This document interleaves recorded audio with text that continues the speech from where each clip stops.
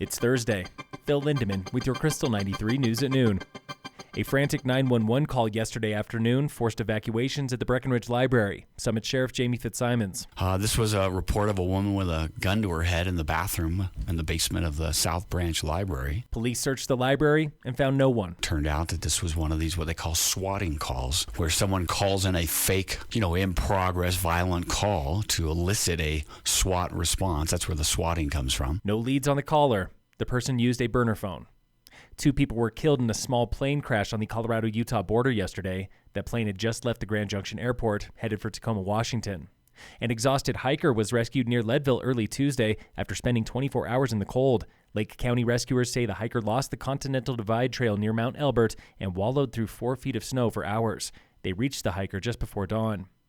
Tonight is the night for the new town of Keystone, when town council is sworn in for their first council meeting. We have some very experienced, smart people in this community, and if we tap into them properly, we really would position this town very differently, very much prepared for the next century. That was new councilman Dan Sullivan. Tonight's meeting is the last step to township and the first step to life as a town.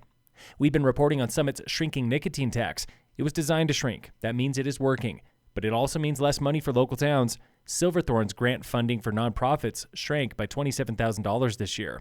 Town funding will shrink again when Keystone gets its share of the tax this year.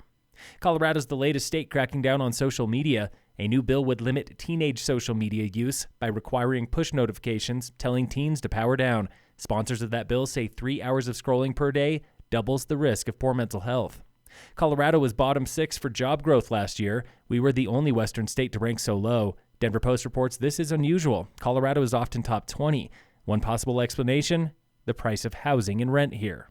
This Saturday in Frisco is the annual spontaneous combustion bonfire. Frisco lights the fire at 6. They're shooting off fireworks at 8. Local avalanche danger is considerable today at almost every elevation in Summit County and the Vail area. Check the forecast for your details. We're looking at regional snow totals. 4 to 6 inches overnight here in Summit, 2 to 4 inches in the Vail area. Purgatory and Wolf Creek both got over 2 feet in 2 days. Arizona Snow Bowl, 3 feet and counting. In sports, the Avalanche played the Hurricanes at 6 tonight. The Nuggets faced the Lakers at 8.